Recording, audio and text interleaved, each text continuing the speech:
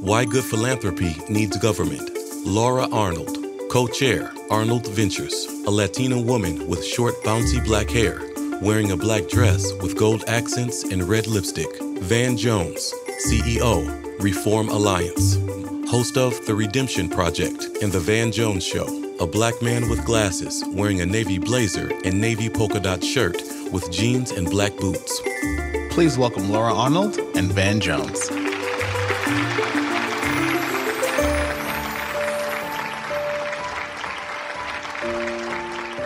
Laura Arnold, you have become one of the most impactful philanthropists, Arnold Ventures. You've decided to invest in policy. Why is policy the focus of your work? Policy change is the lever that is going to lead to sustainable change. The reason we became a policy foundation was that we very quickly realized that, it's not about education. Education isn't about the schools. It's about poverty, it's about healthcare, it's about homelessness, it's about social justice, it's about opportunity. It's about all of these elements of the social fabric that are woven together to create the reality of what we live. And in order to change that in a sustainable way, you have to attack the systems that are creating the injustices that you see. They're creating the dysfunction that you see. And in my view, there's no better way to do that than by getting in there and, first of all, discovering what it is that's broken, understanding what elements you can fix and what solutions you think are superior alternatives to what's happening, and getting those implemented and having the government adopt those systems as better alternatives. Yeah, well, it is true that no matter what you do, the government always has more money than the foundation. So that's right. If you can leverage it, you can make a lot more change. But what you just described is hard. You say, oh, if you do this and this and that, that's really, right. really hard. And you've also decided to do it in one of the hardest areas, criminal justice reform. So you make the decision, first you're going to do policy, you're going to try to move the government, and then in this tough area, why did you focus on criminal justice? Why is that so important to you? I'm a lawyer by training. So in addition to education, when we started looking at broken systems, which is what we're attracted to. We both my husband and I come from a private sector background. So we look for sort of, inefficient markets, broken systems, things that, where we believe that philanthropy can create a better alternative.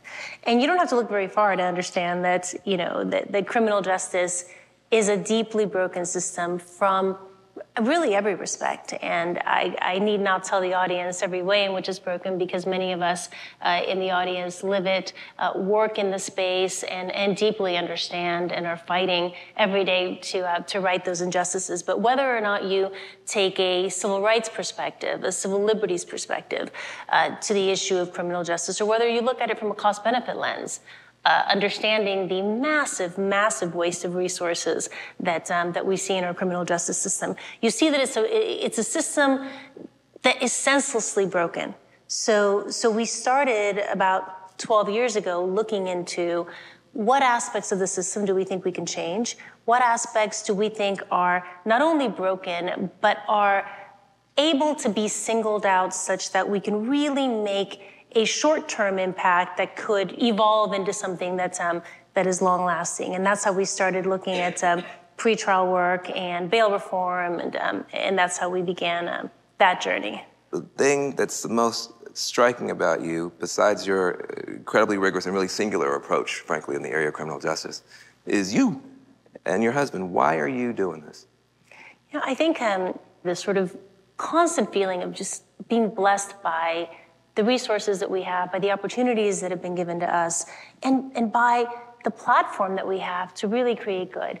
And not just for the world, which is incredibly, meaningful, but also, for us as people, to set the right example for our children, to really leave the world in a better place than how we found it. In our case, we don't have a business, we don't have a brand to protect. We can face whatever criticism we want. It's a position of luxury where you can put yourself out there and have the hard conversation, engage in the tough fight, and do what you think is right because it's right, without having to counterbalance it with any, with your personal interests, with your financial interests, with your, whatever else. And so we think that that's our market advantage, and that's what drives us to do what we do.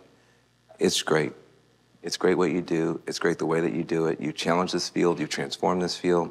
You're not going to have a bunch of Arnold centers, but you're going to have a whole lot of people walking around free because of what you've done, and we appreciate you.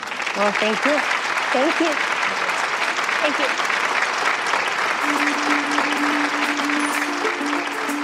New Gospel of Wealth. What does hashtag generosity to justice look like to you?